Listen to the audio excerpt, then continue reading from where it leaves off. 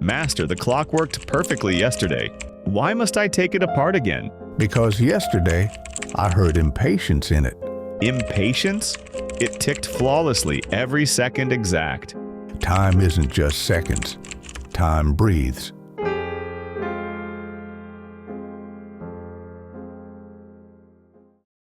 Right now, you're looking at a device that's more accurate than anything kings and queens had 500 years ago, more precise than the finest instruments scientists could build just a century ago. Your watch doesn't just tell time, it's secretly connected to the most precise machines ever built by humans. Some of them are floating in space right now, others are locked in underground bunkers. And here's the part that'll blow your mind.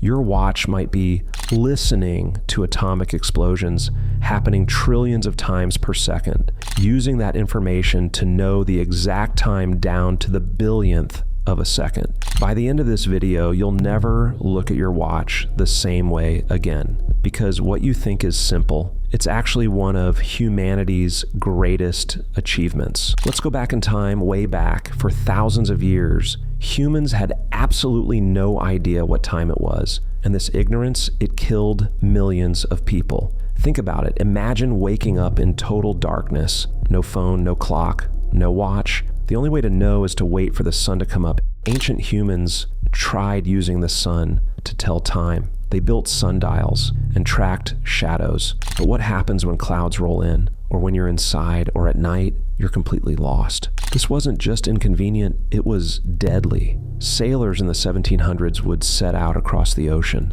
and they'd get completely lost. They could figure out how far north or south they were by looking at the stars. But east and west, that required knowing the exact time, and they had no way to know. Ships would miss their destinations by hundreds of miles. They'd run out of food and water. Thousands of sailors died because nobody could build a clock that worked on a rocking ship. The British government was so desperate to solve this problem that they offered a prize, the Longitude Prize. In today's money, it was worth over $3 million. Time wasn't just about knowing when to wake up or when to eat dinner. It was literally about life and death. And for most of human history, we were terrible at measuring it. Then, in the 1600s, something incredible happened. Inventors figured out how to build mechanical watches with springs and gears, tiny metal parts all working together like a miniature factory on your wrist. Here's how they worked. You'd wind up a spring like winding up a toy.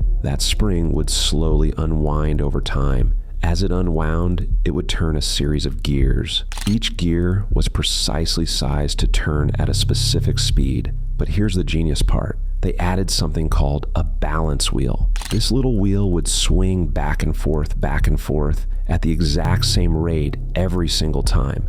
Watchmakers became obsessed with precision. They'd spend months crafting a single watch with hundreds of tiny parts, each one filed and polished by hand. These watches were engineering marvels, but there was a massive problem. These watches lost about 15 minutes every single day. That means after just a week, your watch would be off by almost 2 hours. You'd have to constantly reset it by checking a church clock or looking at the position of the sun. And on ships, the rocking motion made them even worse. Spring-powered watches were revolutionary, but they still weren't good enough. Scientists and inventors kept trying to make them better. They added more gears, they used better materials, they made the balance wheels more precise. But no matter what they did, mechanical watches had limits that seemed impossible to overcome, until someone discovered that rocks could keep better time than gears. In the 1920s, scientists made a bizarre discovery.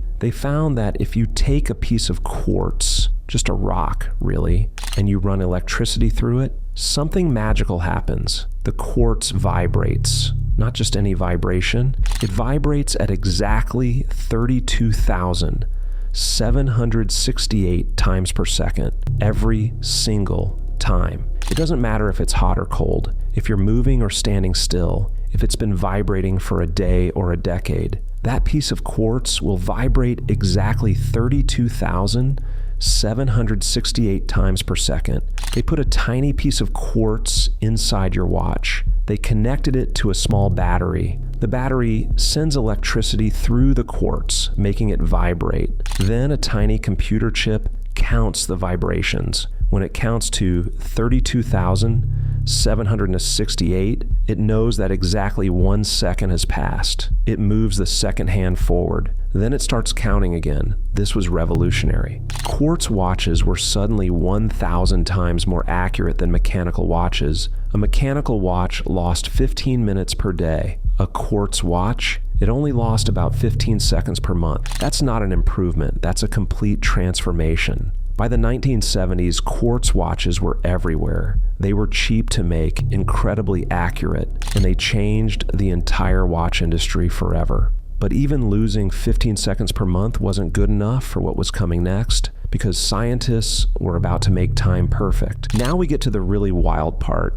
In the 1950s, scientists asked a crazy question. What if we could measure time using atoms? See, everything in the universe vibrates. Your desk, your body, the air around you, it's all made of atoms, and atoms are constantly moving and vibrating. But here's what's incredible. Certain atoms vibrate at exactly the same rate, forever, without ever changing. Scientists built something called an atomic clock. These clocks measure the vibrations of cesium atoms, and cesium atoms vibrate 9,192,631,770 times per second. That number is so precise, so consistent, that it became the official definition of what a second is. An atomic clock is so accurate that it wouldn't lose or gain 1 single second in 300 million years.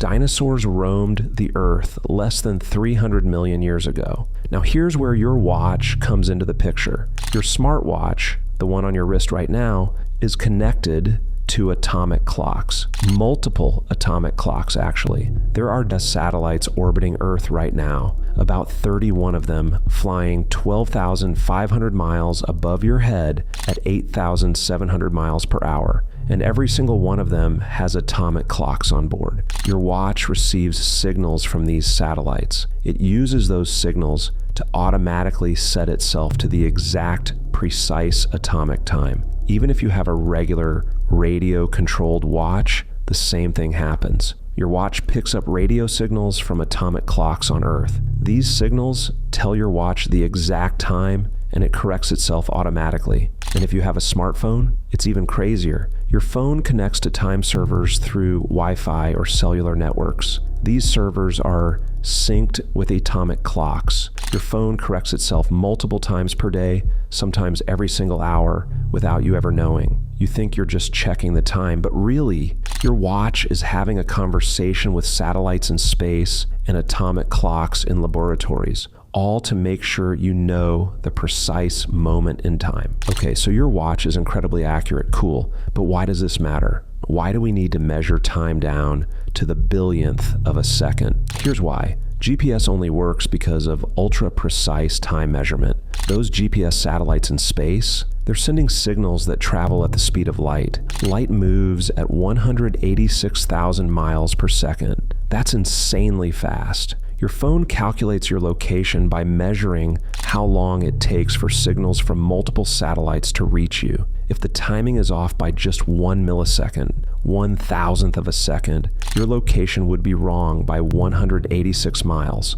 1 millisecond equals 186 miles of error. That's how precise GPS timing needs to be. But it's not just GPS. Every financial transaction you make, it's time-stamped with atomic precision. Every internet connection, synchronized with atomic clocks. Every phone call, timed down to the microsecond. The entire internet would collapse without precise time synchronization. Stock markets would fail. Your text messages wouldn't arrive. Websites wouldn't load. Your watch isn't just telling you when to leave for work. It's part of a massive global timing network that keeps modern civilization running. We've gone from sundials that were off by hours, to mechanical watches that lost minutes per day, to quartz watches that lost seconds per month, to atomic watches that don't lose a second in 300 million years. All of this technology, this unbelievable precision, exists in something small enough to fit on your wrist. It's finished. This one ticks perfectly. I know. You haven't even touched it. I don't need to. Then how do you know? I can't see what you build. I can only hear it. And now, I hear your clock breathing like life itself.